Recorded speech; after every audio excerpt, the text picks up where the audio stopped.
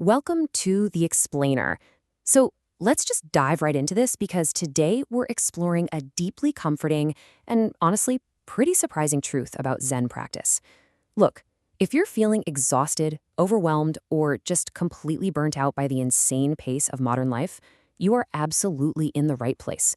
We're going to unpack an ancient technique that was literally designed to bring people back from the absolute brink of total exhaustion. Because, get this, did you know you can practice Zen while lying down? I know, right? Usually when we hear the word Zen, our brains immediately jump to that classic image, a monk sitting in this rigid, cross-legged, incredibly painful-looking position for hours on end. But what if I told you, you don't actually need to do any of that to find peace? What if you could get that exact same profound healing and clarity, all from the comfort of your own bed, just by lying on your back? So in Zen philosophy, there's this big overarching concept called Gyoju Zaga. Basically, this means that Zen is meant to be practiced in all four major bodily postures: sitting, walking, standing, and, yes, lying down. The whole idea is that practice isn't just stuck on a meditation cushion. Zen is in literally everything we do. So for those of us listening right now who are just way too drained to even sit up straight, this concept of lying down Zen is going to be a total game changer. It offers some serious, immediate relief. Which brings us to Section 1, Hakuin's severe burnout. Because as it turns out, burnout is not just some modern trend cooked up by smartphones and crazy commutes. It's a universal human problem. Let's look at the timeline of Hakuin Zenji's decline. At just 26 years old, an age when, honestly, he should have been at his absolute physical peak, Hakuin experienced a total physical and mental collapse. Why? Well, he pushed himself way too hard in his intense Zen training. He just completely depleted his mind and body. He exhausted literally every available medical treatment of his time: acupuncture, herbal medicine, the whole shebang, and nothing worked. Honestly, all hope was lost until he traveled out to the mountains of Kyoto and met a hermit named Hakuyu Sennin, who taught him a secret method that actually saved his life. I want you to just listen to these visceral, honestly kind of terrifying words describing Hakuin's symptoms. Head hot like fire, legs cold as ice, constant weeping, nightmares. Back then, this was called Zen sickness. His mind was just racing so fast, overthinking everything, that all his energy rushed straight up to his head, leaving his lower body absolutely freezing. He was terrified of the dark, exhausted but totally unable to sleep, and completely drained of joy. So, does this feeling of an overheated, overworked, totally anxious brain sound familiar to anyone today?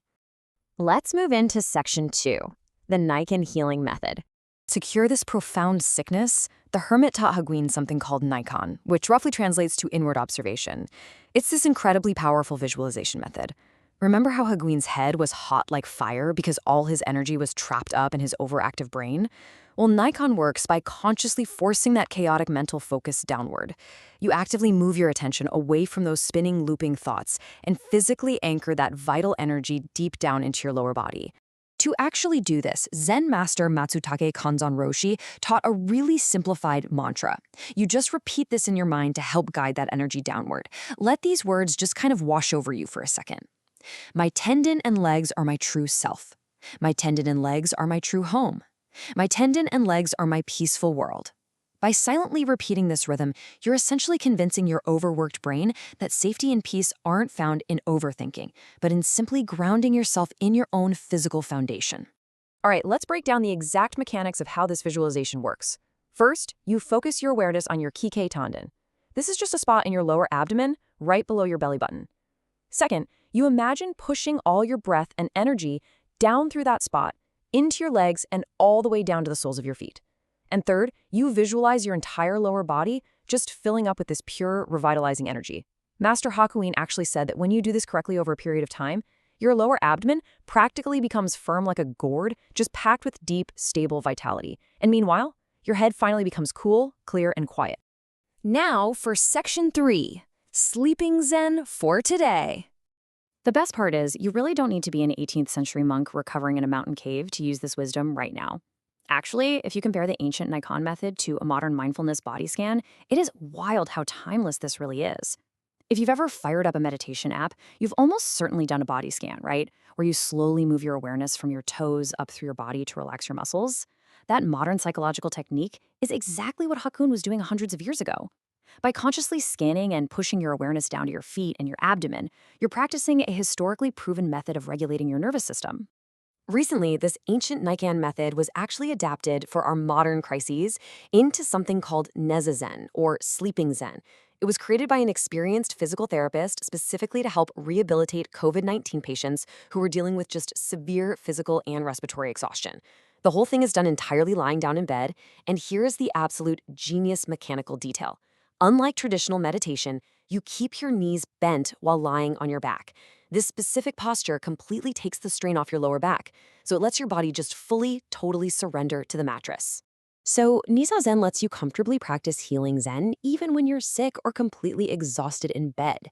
To me, this is a massive eye-opener. It just shows the deep accessibility and really the compassion of Zen practice.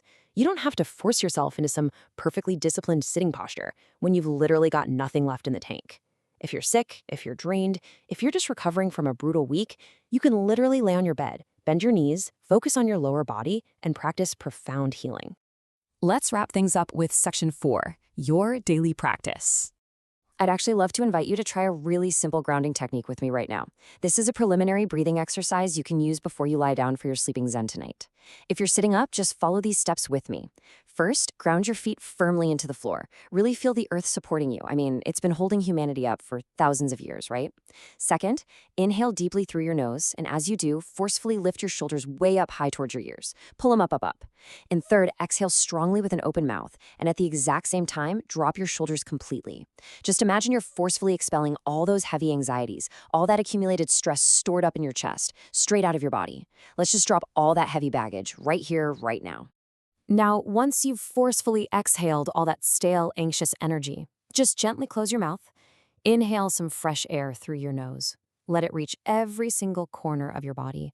Notice that cool, fresh oxygen entering your system, revitalizing every cell. And as you feel that life force coming back into your body, just allow a gentle, natural smile to form on your face. Lean into that feeling of, I'm grateful. This is peaceful. Which brings us to our final slide and a question I really want to leave you with today.